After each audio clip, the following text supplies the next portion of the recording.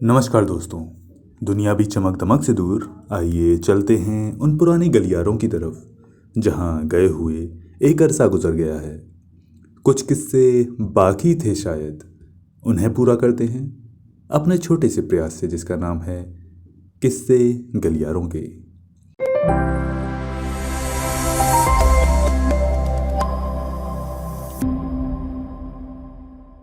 पिछले भाग में आपने सुना द्रोण के द्वारा द्रुपद के अपमानित होने का वृतांत।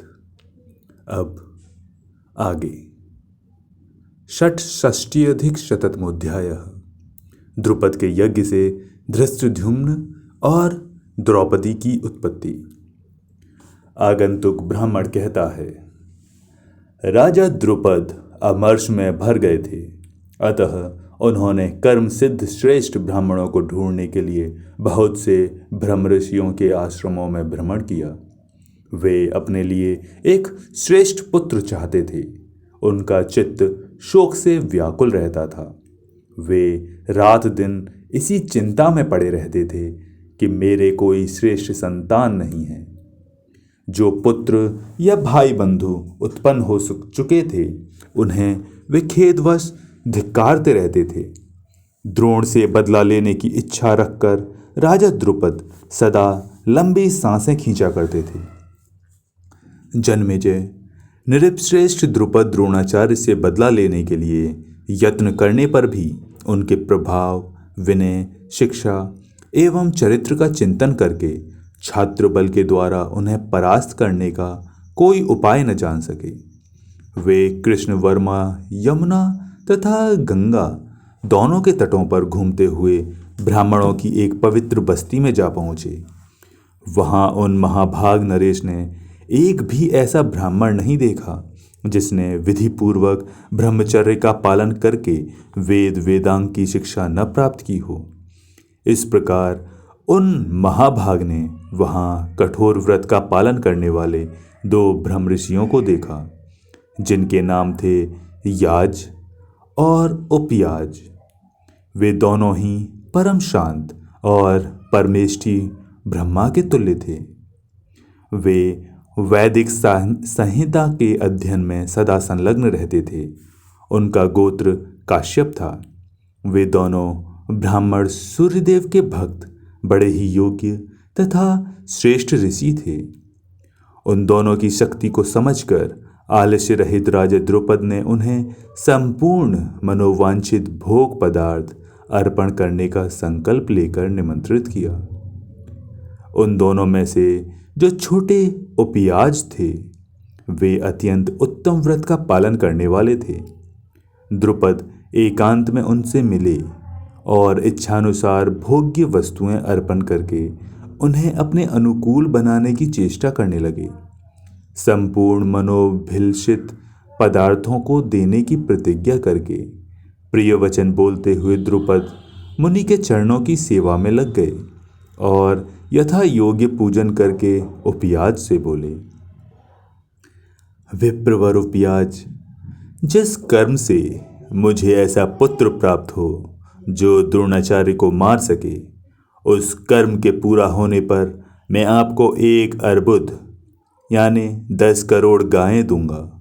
द्विजश्रेष्ठ, इसके सिवा और भी जो आपके मन को अत्यंत प्रिय करने वाली वस्तु होगी, वो सब आपको अर्पित करूंगा, इसमें कोई संशय नहीं है। द्रुपद के यों कहने पर ऋषि उपयाज ने उन्हें जवाब दिया, मैं ऐसा कार्य नहीं करूंगा। परंतु द्रुपद उन्हें प्रश्न करने का निश्चय करके पुनः उनकी सेवा में लगे रहे। तदंतर 1 वर्ष बीतने पर द्विजश्रेष्ठ उपयाज ने उपयुक्त अवसर पर मधुर वाणी में द्रुपद से कहा, राजन, मेरे बड़े भाई याज एक समय घने वर में विचर रहे हैं। उन्होंने एक ऐसी जमीन पर गिरे हुए फल को उठा लिया जिसकी शुद्धि के संबंध में कुछ भी पता नहीं था। मैं भाई के पीछे पीछे जा रहा था, अतः मैंने उनके इस अयोग्य कार्य को देख लिया और सोचा कि ये अपवित्र वस्तु को ग्रहण करने में भी कोई विचार नहीं रखते। जिन्होंने देखकर भी फल के पापजनक दोषों की और दृष्टिपात नहीं किया, जो किसी वस्तु को लेने में शुद्धि अशुद्धि का विचार नहीं करते, वे दूसरे कार्यों में भी कैसा बर्ताव करेंगे कहा नहीं जा सकता। गुरुकुल में रहकर संहिता भाग का अध्ययन करते हुए भी जो दूसरों की त्यागी हुई भिक्षा को जब तब खा लिया करते थे और घृणा शून्य होकर बार बार उस अन्न के गुणों का वर्णन करते रहते थे, उन अपने भाई को जब मैं तर्क की दृष्टि से देखता हूँ तो वे मुझे फल के लोभी जान पड़ते हैं। राजन, तुम उन्हीं के पास जाओ, वे तुम्हारा यज्ञ करा देंगे। राजा द्रुपद उपयाज की बात सुनकर याज के इस चरित्र की मन ही मन निंदा करने लगे, तो भी अपने कार्य का विचार करके याज के आश्रम पर गए और पूजनीय याज मुनि का पूजन करके तब उनसे इस प्रकार बोले। भगवान, मैं आपकी 80,000 गायें भेंट करता हूँ, आप मेरा यज्ञ करा दीजिए। मैं द्रोण के वैर से संतप्त हो रहा हूँ, आप मुझे प्रसन्नता प्रदान करें। द्रोणाचार्य महावेत्ताओं में श्रेष्ठ और ब्रह्मास्त्र के प्रयोग में भी सर्वोत्तम हैं, इसलिए मित्र मानने न मानने के प्रश्न को लेकर होने वाले झगड़े में उन्होंने मुझे पराजित कर दिया है। परम बुद्धिमान भरद्वाज नंदन द्रोण इन दिनों कुरुवंशी राजकुमारों के प्रधान आचार्य हैं। इस पृथ्वी पर कोई भी ऐसा क्षत्रिय नहीं है जो अस्त्र विद्या में उनसे आगे बढ़ा हो। द्रोणाचार्य के बाण समूह प्राणियों के शरीर का संहार करने वाले हैं। उनका 6 हाथ का लंबा धनुष बहुत बड़ा दिखाई देता है।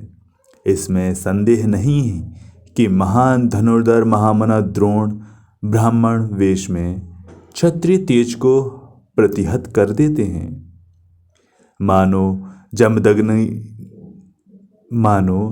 जमदग्नि नंदन परशुराम जी की भांति क्षत्रियों का संहार करने के लिए उनकी सृष्टि हुई है। उनका अस्त्र बल बड़ा भयंकर है, पृथ्वी के सब मनुष्य मिलकर भी उसे दबा नहीं सकते। घी की आहुति से प्रज्वलित हुई अग्नि के समान वे प्रचंड ब्रह्मतेज धारण करते हैं और युद्ध में छात्र धर्म को आगे रखकर विपक्षियों से भिड़ंत होने पर वे उन्हें भस्म कर डालते हैं।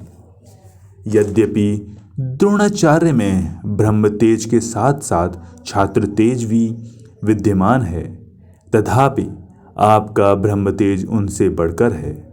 मैं केवल छात्र बल के कारण द्रोणाचार्य से हीन हूँ, अतः मैंने आपके ब्रह्म तेज की शरण ली है। आप वेदताओं में सबसे श्रेष्ठ होने के कारण द्रोणाचार्य से बहुत बड़े चढ़े हैं। मैं आपकी शरण लेकर एक ऐसा पुत्र पाना चाहता हूँ जो युद्ध में दुर्जय और द्रोणाचार्य का विनाशक हो। याज जी, मेरे इस मनोरथ को पूर्ण करने वाला यज्ञ कराइए। उसके लिए मैं आपको 1 अर्बुद गौएं दक्षिणा में दूंगा। तब याज ने तथास्तु कहकर यजमान की अभीष्ट सिद्धि के लिए आवश्यक यज्ञ और उसके साधनों का स्मरण किया। ये बहुत बड़ा कार्य है, ऐसा विचार करके याज ने इस कार्य के लिए किसी प्रकार की कामना न रखने वाले उपयाज को भी प्रेरित किया तथा याज ने द्रोणाचार्य के विनाश के लिए वैसा पुत्र उत्पन्न करने की प्रतिज्ञा कर ली। इसके बाद महातपस्वी उपयाज ने राजा द्रुपद को अभीष्ट पुत्र रूपी फल की सिद्धि के लिए आवश्यक यज्ञ कर्म का उपदेश किया और कहा, राजन, इस यज्ञ से तुम जैसा पुत्र चाहते हो वैसा ही तुम्हें होगा। तुम्हारा वो पुत्र महान पराक्रमी, महातेजस्वी और महाबली होगा।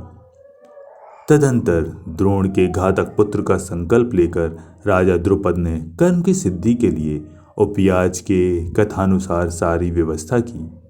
हवन के अंत में याज ने द्रुपद की रानी को आज्ञा दी, प्रसिद्ध की पुत्रवधू महारानी, शीघ्र मेरे पास हविष्य ग्रहण करने के लिए आओ। तुम्हें एक पुत्र और एक कन्या की प्राप्ति होने वाली है।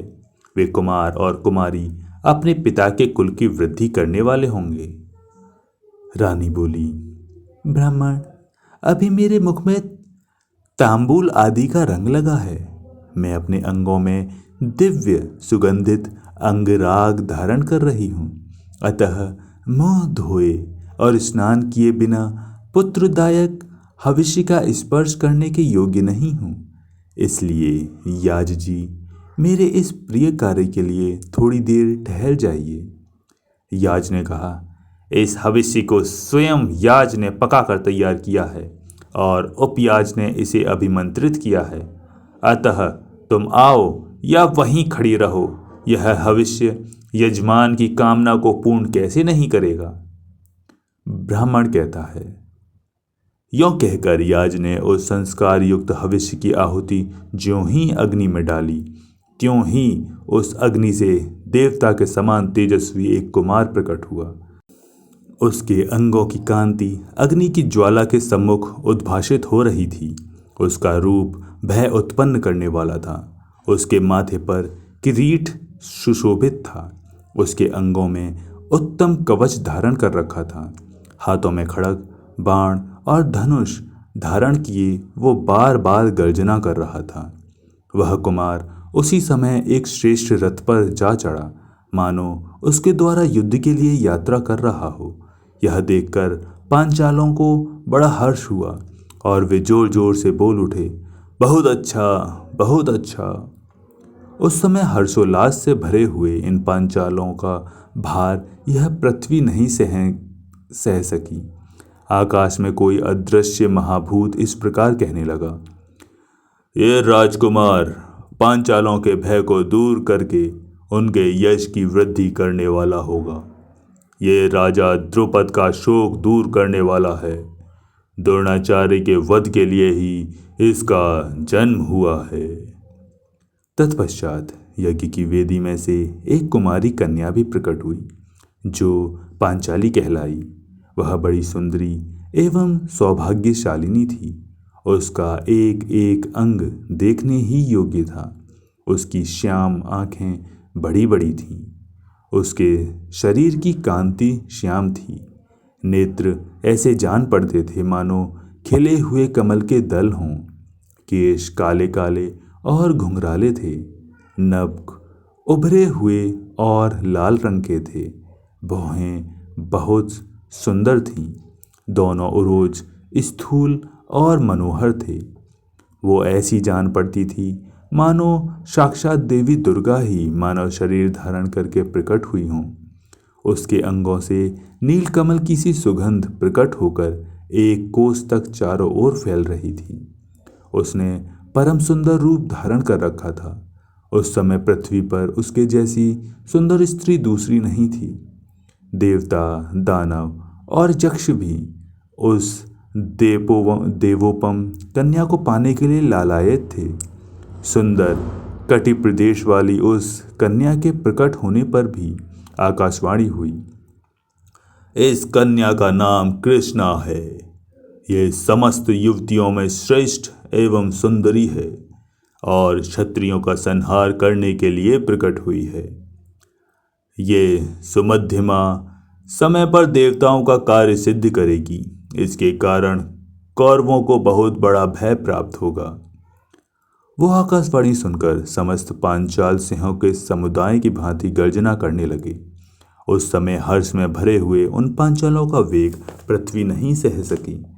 उन दोनों पुत्र और पुत्री को देखकर पुत्र की इच्छा रखने वाले राजा पृषद की पुत्रवधू महर्षि याज की शरण में गई और बोली, भगवान, आप ऐसी कृपा करें जिससे ये दोनों बच्चे मेरे सिवा किसी को अपनी माता न समझें।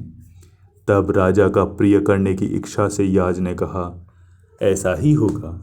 उस समय संपूर्ण द्विजों ने सफल मनोरथ होकर उन बालकों के नामकरण किए। यह द्रुपद कुमार धृष्ट, अमर्षशील तथा द्युम्न, तेजोमय कवच कुंडल एवं छात्र तेज आदि के साथ उत्पन्न होने के कारण धृष्टद्युम्न नाम से प्रसिद्ध होगा। तत्पश्चात उन्होंने कुमारी का नाम कृष्णा रखा क्योंकि वह शरीर से कृष्ण यानी श्याम वर्ण की थी।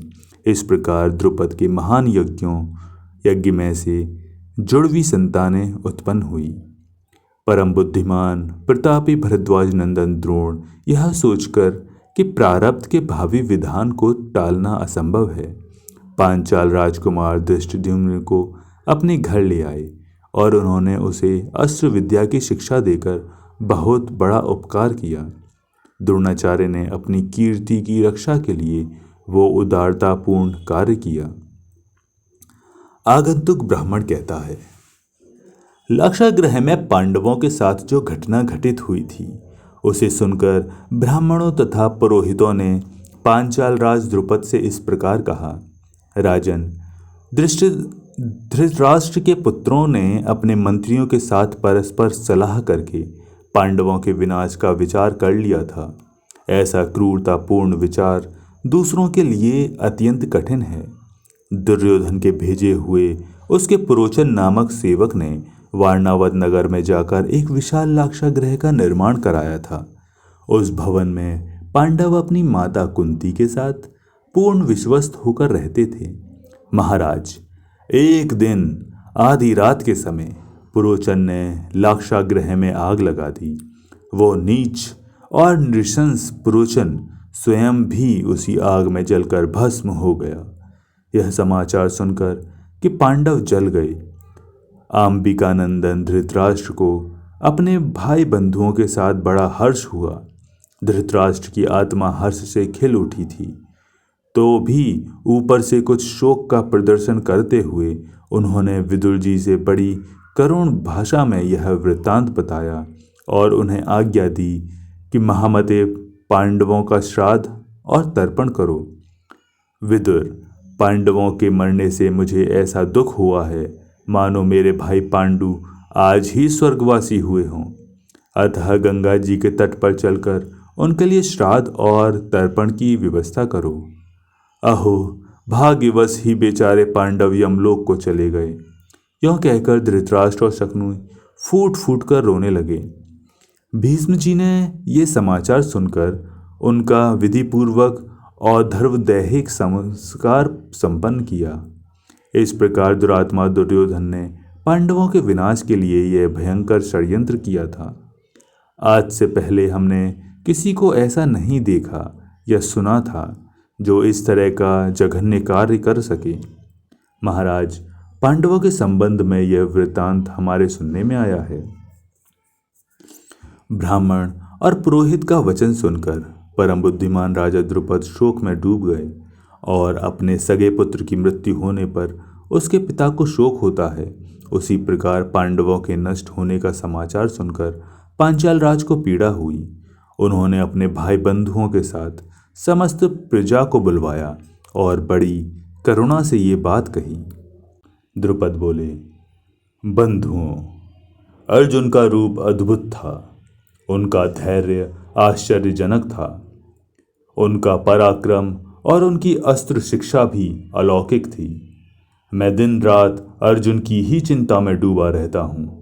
हाय, वे अपने भाइयों और माता के साथ आग में जल गए। संसार में इससे बढ़कर आश्चर्य की बात और क्या हो सकती है। सच है, काल का उल्लंघन करना अत्यंत कठिन है। मेरी तो प्रतिज्ञा झूठी हो गई। अब मैं लोगों से क्या कहूँगा। आंतरिक दुख से दिन रात दग्ध होते रहता हूँ। मैंने निष्पाप याज और उपयाज का सत्कार करके उनसे 2 संतानों की याचना की थी। एक तो ऐसा पुत्र मांगा जो द्रोणाचार्य का वध कर सके और दूसरी ऐसी कन्या के लिए प्रार्थना की जो वीर अर्जुन की पटरानी बन सके। मेरे इस उद्देश्य को सब लोग जानते हैं और महर्षि याज ने भी यही घोषित किया था। उन्होंने पुत्रेष्टि यज्ञ करके धृष्टद्युम्न और कृष्णा को उत्पन्न किया था। इन दोनों संतानों को पाकर मुझे बड़ा संतोष हुआ। अब क्या करूं? कुंती सहित पांडव तो नष्ट हो गए। आगंतुक ब्राह्मण कहता है, ऐसा कहकर पांचाल राज द्रुपद अत्यंत दुखी एवं शोकातुर हो गए। पांचाल राज के गुरु बड़े सात्विक और विशिष्ट विद्वान थे। उन्होंने राजा को भारी शोक में डूबा देखकर कहा। गुरु बोले, महाराज, पांडव लोग बड़े बूढ़ों के आज्ञा पालन में तत्पर रहने वाले तथा धर्मात्मा हैं। ऐसे लोग न तो नष्ट होते हैं और न पराजित ही होते हैं। नरेश्वर, मैंने जिस सत्य का साक्षात्कार किया है वो सुनिए। ब्राह्मणों ने तो इस सत्य का प्रतिपादन किया ही है। वेद के मंत्रों में भी मैंने इसका श्रवण किया है। पूर्व काल में इंद्राणी ने बृहस्पति जी के मुख से उपश्रुति की महिमा सुनी थी। उत्तरायण की अधिष्ठात्री देवी उपश्रुति ने ही अदृष्ट हुए इंद्र का कमलनाल की ग्रंथि में दर्शन कराया था। महाराज, इसी प्रकार मैंने भी पांडवों के विषय में उपश्रुति सुन रखी है। वे पांडव कहीं न कहीं अवश्य जीवित हैं, इसमें संशय नहीं है। मैंने ऐसे शुभ चिन्ह देखे हैं जिनसे सूचित होता है कि पांडव यहाँ अवश्य पधारेंगे। नरेश्वर, वे जिस निमित्त से यहाँ आ सकते हैं वो सुनिए। क्षत्रियों के लिए कन्यादान का श्रेष्ठ मार्ग स्वयंवर बताया गया है। नृपश्रेष्ठ, आप संपूर्ण नगर में स्वयंवर की घोषणा करा दें। फिर पांडव अपनी माता कुंती के साथ दूर हों, निकट हों अथवा स्वर्ग में ही क्यों न हों, जहाँ कहीं भी होंगे, स्वयंवर का समाचार सुनकर यहाँ अवश्य आएंगे, इसमें संशय नहीं है। अतः राजन, आप सर्वत्र स्वयंवर की सूचना करा दें, इसमें विलंब न करें। आगंतुक ब्राह्मण कहता है। पुरोहित की बात सुनकर पंचाल राज को बड़ी प्रसन्नता हुई। उन्होंने नगर में द्रौपदी का स्वयंवर घोषित करा दिया। पौष मास के शुक्ल पक्ष में शुभ तिथि एकादशी को रोहिणी नक्षत्र में वो स्वयंवर होगा, जिसके लिए आज से 75 दिन शेष हैं। ब्रह्माणी कुंती, देवता, गंधर्व, यक्ष और तपस्वी ऋषि भी स्वयंवर देखने के लिए अवश्य जाते हैं। तुम्हारे सभी महात्मा पुत्र देखने में परम सुंदर हैं। पंचाल राजपुत्री कृष्णा इनमें से किसी को अपनी इच्छा से पति चुन सकती है अथवा तुम्हारे मंझले पुत्र को अपना पति बना सकती है। संसार में विधाता के उत्तम विधान को कौन जान सकता है। अतः यदि मेरी बात तुम्हें अच्छी लगे तो तुम अपने पुत्रों के साथ पंचाल देश में अवश्य जाओ। तपोधने, पंचाल देश में सदा सुभिक्ष रहता है। राजा यज्ञसेन सत्य प्रतिज्ञ होने के साथ ही ब्राह्मणों के भक्त हैं। वहाँ के नागरिक भी ब्राह्मणों के प्रति श्रद्धा भक्ति रखने वाले हैं। उस नगर के ब्राह्मण भी अतिथियों के बड़े प्रेमी हैं। वे प्रतिदिन बिना मांगे ही न्योता देंगे। मैं भी अपने इन शिष्यों के साथ वहीं जाता हूँ। ब्राह्मणी, यदि ठीक जान पड़े तो चलो, हम सब लोग एक साथ ही वहाँ चलें। वैशंपायन जी कहते हैं, इतना कहकर वे ब्राह्मण चुप हो गए। इस प्रकार श्री महाभारत आदि पर्व के अंतर्गत चैत्र रथ पर्व में द्रौपदी प्रादुर्भाव विषयक 166वां अध्याय पूरा हुआ।